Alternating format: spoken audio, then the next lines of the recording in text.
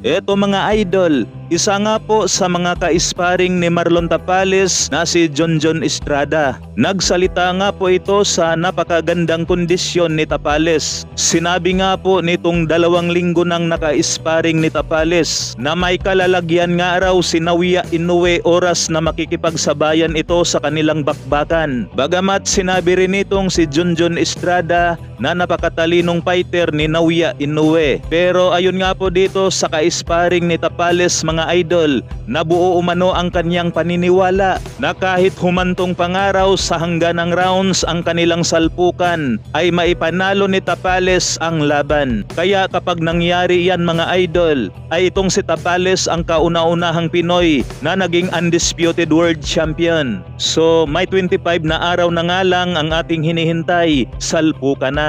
Samantala, matatandaan nakaraang taon lamang ang laban ni Miel Fajardo sa bansang Thailand na halos hindi nga po umabot ng 10 seconds ang kalaban, pinatulog niya ito. Nakahapon naman mga idol, November 30, may isang Pinoy ang nag-ala Miel Fajardo sa bansang Thailand na ito nga ay si Romshin Sargilla. Tinapos lamang ang kanyang kalaban sa loob ng 13 seconds. Bulagta nga po ang inabot nito mga idol nang matamaan ng isang sulid sa mukha.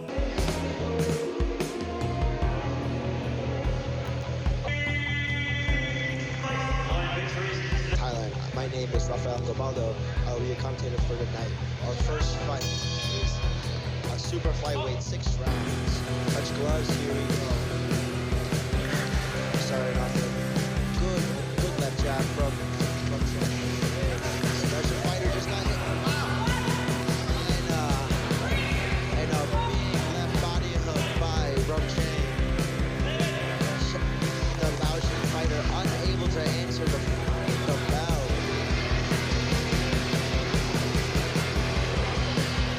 First round knockout by the Philippine fighter. And let's look at the replay here. Samantala, sa isa pa nating pambato na si Cuadro Alas Casimero, sa ngayon ay naghahanda na nga po ito mga idol para sa kanyang susunod na laban. Balita nga po natin na muli nga raw ito pumirma ng 3 laban sa Japanese promoter na si Masayuki Ito para sa taong 2024. Na isa na nga raw sa mga laban na yan ang Casimero versus Naoya Inoue. So ayan lamang mga idol, hanggang dito na lamang, maraming salamat po.